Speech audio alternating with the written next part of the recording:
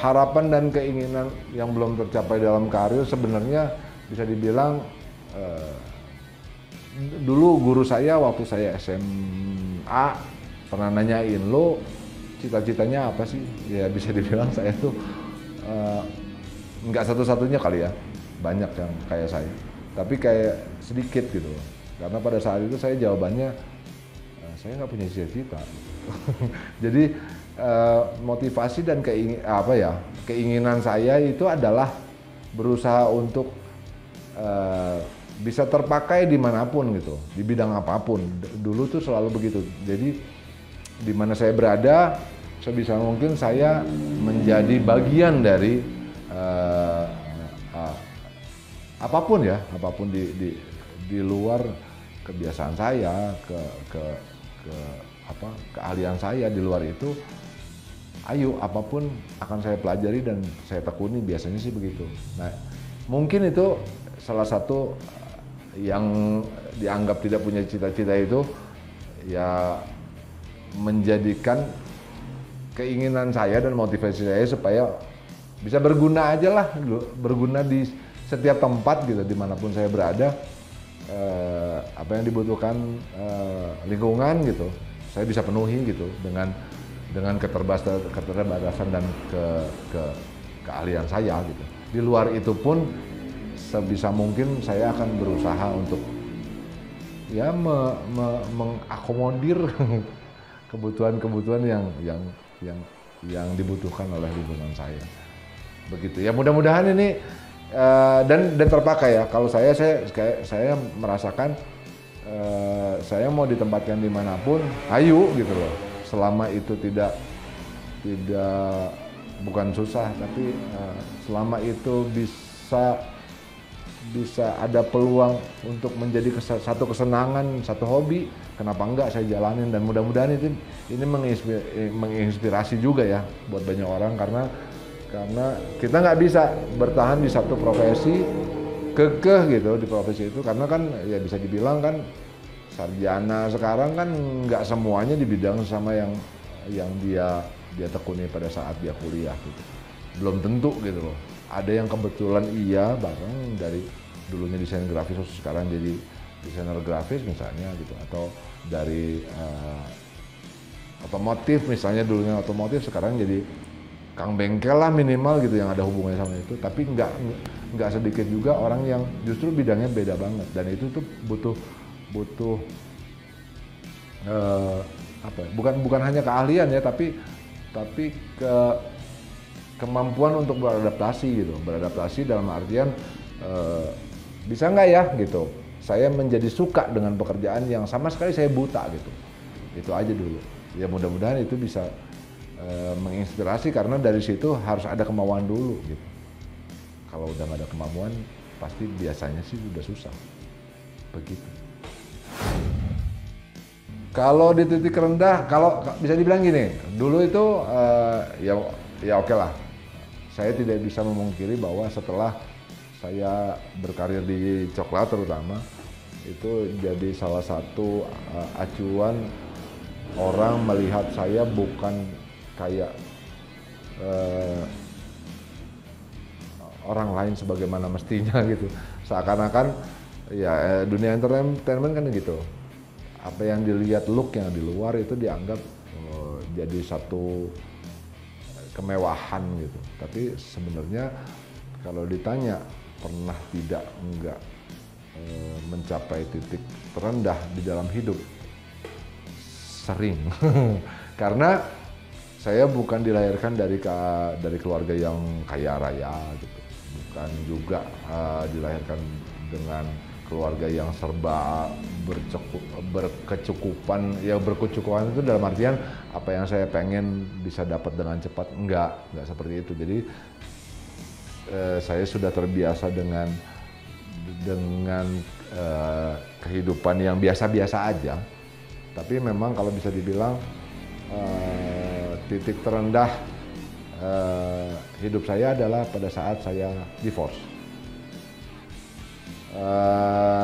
Menurut saya itu titik terendah saya, bukan secara finansial, tapi secara apa ya, mental kali ya, maksudnya di situ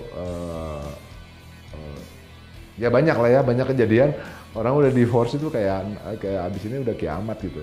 Dan itu saya merasakan dan saya alhamdulillah bertahan dan terus apa namanya? Terus mencari bukan kesibukan sih, tapi lebih ke ya ujung-ujungnya sih ke agama ya. Maksudnya dengan saya menemukan di situ cuma itu satu-satunya jalan supaya tetap bertahan dan struggle di situ gitu. Yang memotivasi diri dari dulu sampai sekarang itu cuma satu, anak-anak saya. Saya punya 2 anak cewek, cantik-cantik. Sekarang umurnya udah yang nomor 1 itu 17 tahun, yang nomor 2 itu 15 tahun. Kayaknya mereka lah motivator terkuat di hidup saya, karena setelah saya dikaruniai 2 anak itu, hidup saya bahagianya itu yang biasanya 5 ini 11 gitu. Kalau hitungan 0 dari 10 gitu. Anak-anak. Saya pernah dengar ada orang bokapnya teman gua pernah ngomong ciri-ciri orang yang sukses itu, kata beliau, adalah orang yang berani mengambil keputusan. Walaupun keputusan yang diambil itu kadang salah dan sering salah, tapi dengan keberanian mengambil keputusan itu mencerminkan orang yang nantinya akan sukses menurut beliau. Dan seperjalanan hidup saya itu selalu terngiang-ngiang di kepala, dan ya memang benar. Kadang kita bikin keputusan yang salah, tapi selama itu keputusan kita yang bikin, bukan terpengaruh oleh orang lain, biasanya jalannya ya dipermudah dan dilancarkan. Kalau saya coba kasih sedikit ini aja ya, maksudnya ya hidup itu kan ya hidup cuma sebentar ya, hidup cuma sebentar. Kalau kita tidak melakukan sesuatu yang berani atau mencoba sesuatu yang baru, menurut saya itu sangat rugi gitu, karena tadi hidup itu cuma sebentar. Dan ya mudah-mudahan ini bisa menginspirasi gitu. Jadi mau jadi apapun kalian, selama itu punya niat dan tujuan yang baik, jalankan. Itu aja. Motivasi untuk anak-anak band, oke. Kalau saya dari dulu sedikit agak bahasanya kalau untuk anak band, apalagi zaman sekarang gitu, biasanya bahasa saya itu selalu kayak, lo kok pesimis banget sih sama musik Indonesia, band gitu. Karena sampai saat ini, sampai hari ini, saya jarang banget, terutama untuk band-band di atas, setelah 2000-an kesini ya, saya belum ngelihat ada satu band yang kekeh di situ.